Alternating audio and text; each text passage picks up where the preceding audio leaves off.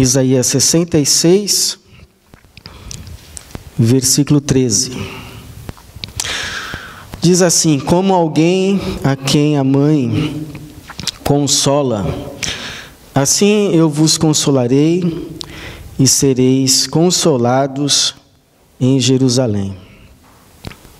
Como alguém a quem a mãe consola, assim eu vos consolarei e serei consolados em Jerusalém. Pai, obrigado pela sua palavra.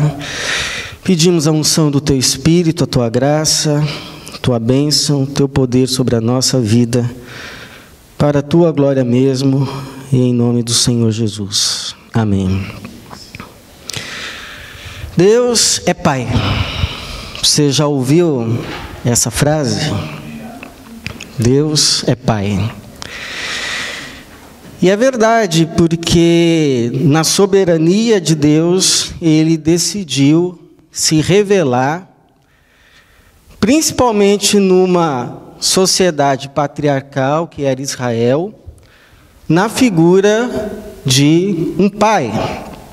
Jesus, por exemplo, nos ensinou a chamar Deus não de Elohim, nem mesmo de Yahvé ou Jeová, mas Deus nos ensinou a chamar, Jesus nos ensinou a chamar Deus de Pai. Agora, também é verdade que Deus, algumas vezes, nas Escrituras, se comparou a uma mãe. Tem uma parte em Isaías que o Senhor diz assim: ainda que uma mãe se esqueça do filho que amamenta, eu, todavia, não me esquecerei de ti. Ainda que fosse possível uma mãe que amamenta o seu filho se esquecer dele, eu, todavia, não me esquecerei de ti. Em uma outra parte, Jesus disse assim, olhando para Jerusalém: Jerusalém, Jerusalém, quantas vezes eu não quis te pegar nos braços, te acolher, como uma galinha acolhe os seus pintinhos, mas você não quis. Você não quis. E aqui nesse texto, o Senhor, mais uma vez, embora sendo Pai, se apresenta a nós na figura de uma mãe, porque Ele diz assim, no versículo que nós lemos: como alguém a quem a mãe consola, assim eu vos consolarei. Eu vos reanimarei. Eu vos reconfortarei. Eu vos reanimarei para a vida, a despeito de tudo que tem acontecido ou que está acontecendo, daquilo que você sofreu, daquilo que você passou por causa do erro de outros na sua vida, ou por causa dos teus erros mesmos que você cometeu, mas eu vou te consolar, eu vou te reanimar, e eu vou te pegar no colo como uma mãe que pega o seu filho e vou te reconfortar. É esse o sentido dessa palavra consolação. Deus quer reanimar, Deus quer levantar, Deus não quer pisar em você quando você parece um pavio que fumega, um paviozinho que está aceso, mas já está quase apagando. Esperança está quase apagando. As forças estão quase apagando. A fé está quase apagando e dando lugar a um cinismo. Cinismo. Pessoa vem à igreja, pessoa se perguntar a ela qual a sua fé, sou cristão, mas já não acredita em nada. Então, quando Deus vê você assim, Deus não chega em você e fala assim, então quer dizer que você está frio? Quer dizer que você não quer mais saber de nada? Então eu vou apagar você de uma vez. Não. Quando você está assim, sem força espiritual, emocional, e até física e mental, sabe o que Deus faz? Assopra. E aí aquele foguinho que estava quase apagando, acende de novo. Porque Deus é um pai, mas com um coração bem parecido com o coração de mãe. Eu fico impressionado com as mães, como elas têm o poder e a capacidade de não desistir dos filhos, não importa quem eles sejam. Teve uma vez que uma mãe foi me procurar para ajudar o filho. Eu era um adolescente, o filho dela ia repetir de ano, já estava assim no último mês, mas ela ainda acreditava. E ela foi lá e disse assim para mim, olha, dá para você estudar com meu filho, porque ele está indo mal, mas eu acredito que ele ainda vai passar. Eu falei, mas é muita fé. Mas é mãe. Mãe é mãe. Então esse amor, essa disposição em dar uma segunda, uma terceira, uma quarta chance, essa disposição de ir lá e assoprar quando as forças estão acabando, está no coração de Deus. E Ele promete esse consolo, mas esse consolo é para muitos, mas infelizmente não é para todos. E não porque Deus não queira. Porque Ele vai dizer no versículo de número 2 deste capítulo 6, que a minha mão fez todas essas coisas. Sou Deus criador de tudo, eu amo a minha criação, e eu estou disposto a salvá-la. Mas, versículo de número 2, diz o Senhor, mas darei atenção a este, ao humilde e contrito de espírito, que treme diante da minha palavra. E você sabe, irmãos, o que mais me deixa triste como pastor, é ver que tem gente que não treme mais diante da palavra. Porque esse pessoal aqui que Deus está se referindo, que Ele vai dar atenção e que Ele vai oferecer consolo, não é gente perfeita. Não é gente que não errou e que não erra.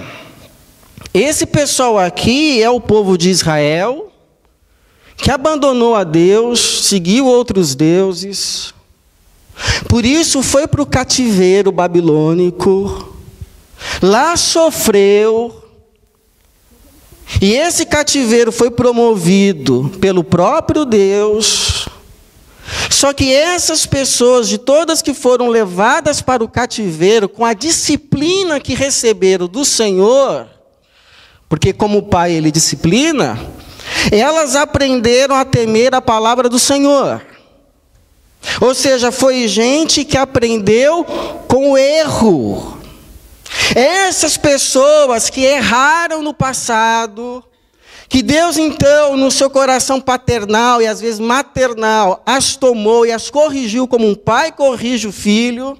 Dentre essas muitas pessoas, algumas se arrependeram, clamaram a Deus, Senhor, tenha misericórdia, nós erramos, nós falhamos, nós reconhecemos os nossos erros, agora nós entendemos o quão é amargo dar as costas para o Senhor, agora nós sabemos que os mandamentos que o Senhor nos deu, não é para podar a nossa vida, não é para nos privar da felicidade, mas é para nos proteger. E a última coisa que agora queremos é desobedecer a Tua palavra. Senhor, tem misericórdia da nossa condição. Nós estamos como um pavio fumegante. Olha para nós. E aí então Deus olha para elas e diz assim, destas pessoas que agora estão tremendo diante da minha palavra, eu darei atenção. Os meus olhos se voltarão para elas, porque elas estão humildes, contritas de espírito e aprenderam finalmente a tremerem diante da minha palavra. Da minha palavra. Agora entenderam a importância da minha palavra. No que diz respeito a tudo. Tudo. Absolutamente tudo na vida. A essas os meus olhos atentam. Porque, irmãos, tem uma coisa que nos iguala a todos. Tem uma coisa que nos iguala a todos. Todos nós já erramos no passado. E todos nós sofremos, ou ainda estamos sofrendo por causa dos erros do passado. Isso nos iguala a todos. Mas tem uma coisa que nos diferencia. Alguns de nós aprenderam com os erros. Outros não. Alguns de nós se arrependeram e abandonaram o erro. Outros, apesar de tudo que passaram, continuam no erro e precisam ouvir de Deus assim: será que foi em vão tudo que sofreram? Alguns se lamentam do erro. Alguns se orgulham. E dizem assim: eu errei, e se for necessário, eu faço de novo. Eu faço de novo. É por isso que alguns experimentam a consolação de Deus e outros apenas a paciência de Deus. Porque Deus, com aqueles que se endurecem com Ele, Deus se endurece. Mas com aqueles que, quebrantados pela disciplina do Senhor, se voltam para o Senhor, Deus tem um coração de manteiga que eu nunca vi igual. Parece o coração de uma mãe. É só o pecador se arrepender, responder a um apelo de Deus, que Deus vem, que Deus volta e diz assim: como eu não me compadeceria de Efraim, o filho que tenho no coração. Então nós temos a capacidade de entristecer a Deus e de cerrar o coração de Deus. Mas basta um quebrantamento, uma resposta a um chamado dele: volta. E ele abre os braços. E ele abre os braços. É claro que não vale a pena abusar desse amor, não é? Porque senão a gente vai ficar nos braços de Deus e todo machucado. Mas é verdade que o machucado, quebrantado, o que se volta para Deus, em resposta ao chamado de Deus, encontra Deus com os braços abertos. Teve uma vez que eu estava voltando, estava andando pela rua assim, e lá no final da rua tinha uma mãe, com um filho andando de mãos dadas. E aí o menino querendo soltar da mão da mãe, querendo soltar da mão da mãe, e a mãe falando: não, porque você vai cair. Aí ele solta, sai correndo em disparada, E a mãe fala assim: você vai cair. E você sabe como é boca de mãe, né? Você sabe que praga de mãe pega. O menino deu 10 passos, sabe o que aconteceu? Caiu. Caiu, se esborrachou lá, chorou. E eu, na época, não era pai, nunca fui mãe, graças a Deus.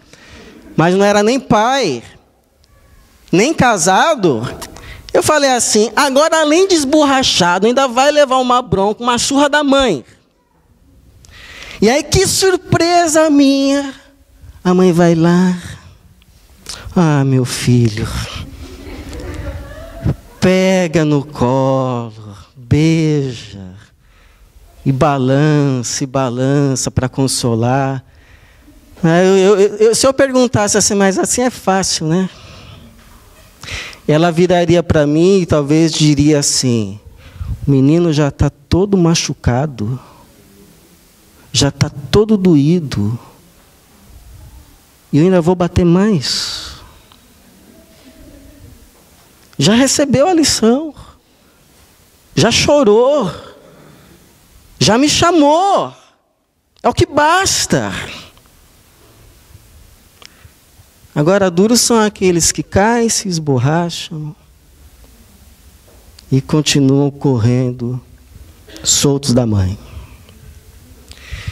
Então, essa é a primeira coisa. Esse consolo que Deus quer dar para todos é para aqueles que, quando ouvem o chamado dele, volta, se arrepende, reconheça que isso é errado. E esses recebem, porque os braços de Deus se abrem. Agora, uma segunda verdade, irmãos, é que esse consolo nem sempre diz respeito às coisas presentes. Nem sempre diz respeito às coisas presentes. Porque, às vezes, nós temos, assim, a ideia de que se a gente fizer tudo certo, de que se a gente obedecer a Deus, de que se a gente for fiel a Deus, tudo vai dar certo na nossa vida. Tudo vai bem. E é verdade que a gente é isento de muito sofrimento se formos fiéis. Porque há sofrimentos que são específicos para quem anda longe de Deus. Isso é verdade. Mas também é verdade, se há sofrimentos que são específicos para quem não é fiel a Deus, há sofrimentos, há lutas, há provações que são específicas para quem é fiel. Por exemplo, Jeremias foi fiel, não foi? Colocaram ele num poço de lama. Poço de lama. E se não fosse alguém jogar uma corda, ele teria morrido na lama. O Isaías, que escreveu esse texto, profeta do Senhor, diz a tradição que foi cerrado ao meio. Mas foi fiel. Apóstolo Paulo, fiel na sua vocação de levar o Evangelho a todo mundo. Terminou aonde? Numa masmorra.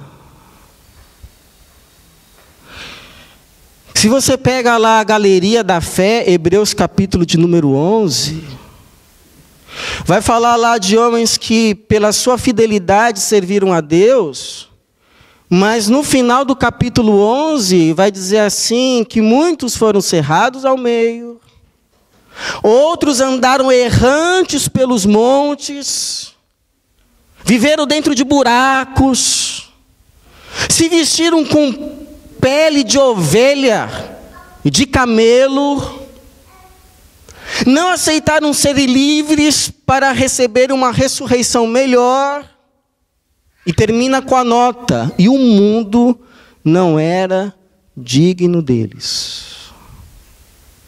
E esse povo aqui, os que estão tremendo diante da palavra do Senhor, também estão sofrendo porque estão tremendo diante da palavra do Senhor. Olha o que diz o versículo de número 5. Ouvi a palavra do Senhor, vós que tremeis diante da sua palavra. Vossos irmãos que vos odeiam e vos lançam para longe por causa do meu nome, disseram: que o Senhor seja glorificado, para que vejamos a vossa alegria, mas eles serão envergonhados. E aí Deus olha para esse povo, para esses que estão se voltando para Ele, e porque estão sendo fiéis, estão sofrendo,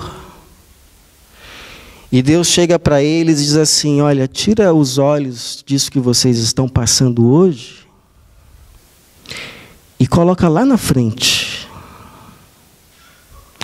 coloca ali no último dia. Porque aí ele vai falar assim, versículo de número 14. Vereis isso e o vosso coração se alegrará. Os vossos corpos haverão de se revitalizar como a relva nova. Então a mão do Senhor será conhecida entre os seus servos e ele se indignará contra os seus inimigos. O que o Senhor está dizendo? Olha lá para frente. Olha lá para frente. Porque vai ter um dia que eu vou fazer diferença entre aqueles que me servem e aqueles que não servem. Porque hoje, dia 8 de maio, tudo que pode acontecer a uma pessoa que é fiel a Deus, pode acontecer a uma que é infiel e vice-versa. Tem gente que é fiel a Deus e perde as mãos. A Bíblia diz assim, que há justos que perecem a despeito da sua justiça. E há ricos, ou melhor, há injustos que prosperam a despeito da sua injustiça. É por isso que Deus vai falar lá em Malaquias, capítulo de número 3, verso de número 13. Porque você sabe qual é a tentação quando você está servindo a Deus e as coisas não estão indo para frente como você gostaria? A tentação é você pensar: para que eu continuo? Para que eu continuo fazendo o que é certo? Para que eu continuo me privando de fazer o que é errado? Se o fulano está fazendo e está se dando bem. Olha o que o Senhor diz. As vossas palavras foram hostis contra mim, diz o Senhor, mas perguntais: o que falamos contra ti? Falastes que é inútil servir a Deus. Que vantagem tivemos por ter cuidado em guardar os seus preceitos e por termos lamentado diante do Senhor dos Exércitos? Pois agora consideramos felizes os orgulhosos. Os que cometem maldades prosperam. Eles desafiam a Deus e escapam ilesos. Então, aqueles que temiam o Senhor falaram uns com os outros, e o Senhor os ouviu com atenção. E diante dele se escreveu um memorial para os que temiam o Senhor, para os que honravam o seu nome. E naquele dia que prepararei, eles serão meus, diz o Senhor dos Exércitos, minha propriedade exclusiva.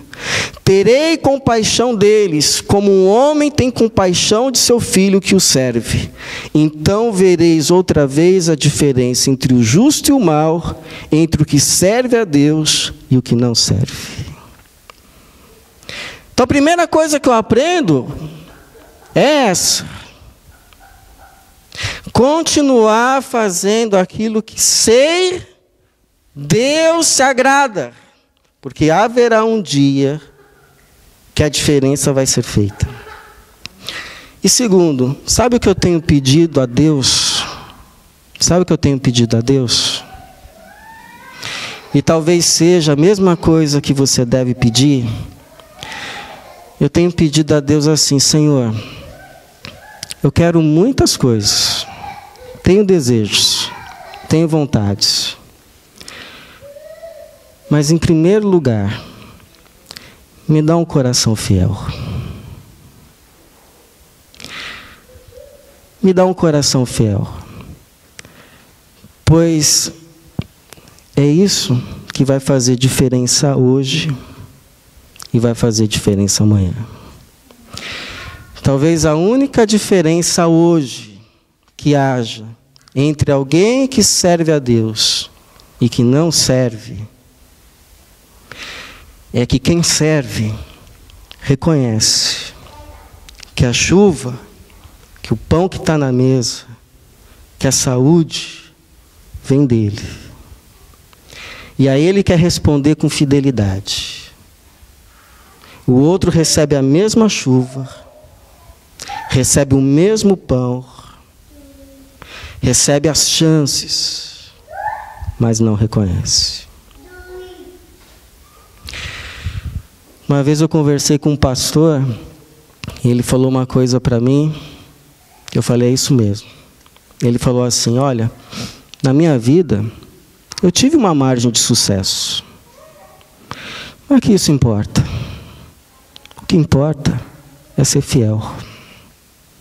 Ser fiel a Deus. Ser fiel à minha esposa. Ser fiel ao que Deus tem me dado. Eu já contei aqui a história do príncipe, né? Diz que tinha um príncipe que ele queria escolher uma noiva. Então chamou todas as princesas do reino e deu a cada uma semente e disse assim: olha, vocês vão cuidar dessa semente por alguns meses ou dias. Em determinada data vocês voltem aqui que eu quero ver o vaso de cada uma e aí então eu vou escolher a minha noiva. E aí cada moça pegou uma semente e foi para casa. Aí uma das moças que tinha pego a semente foi para casa, colocou a semente no vaso, regou, adubou, cuidou e a semente não nascia. Cuidava, a semente não nascia.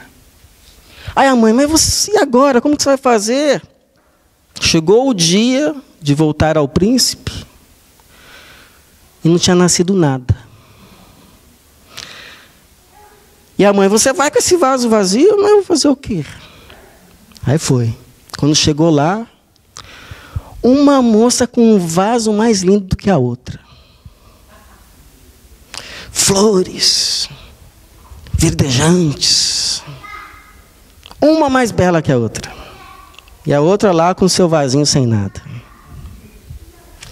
Aí o príncipe foi observando cada vaso, cada vaso, cada vaso, cada vaso, cada vaso. E aí deu a resposta. A vencedora é essa aqui. Aqui não nasceu nada. Aí as outras: injustiça. Não nasceu nada, olha os nossos vasos, que bonitos. Por quê? Aí o príncipe respondeu: porque todas as sementes que eu dei a vocês eram estéreis.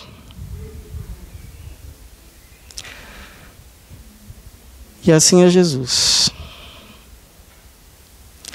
O que Jesus quer é uma noiva fiel. A questão não é resultado. Vence quem for fiel.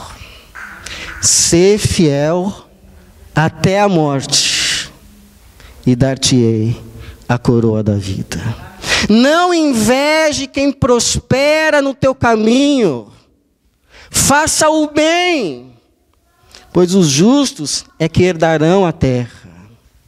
Tem vezes que eu vejo como a Tatiana trata, principalmente a Manuela.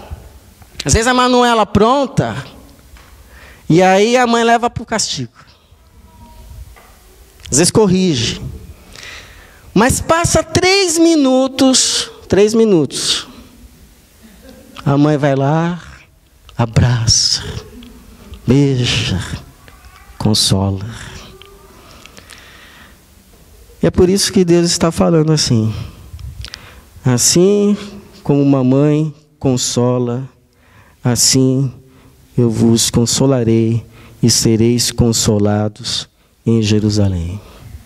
O mesmo Deus que nos corrige para que a gente não seja condenado com o mundo, é o Deus que nos consola para que a gente tenha esperança e viva em fidelidade e em comunhão com Ele.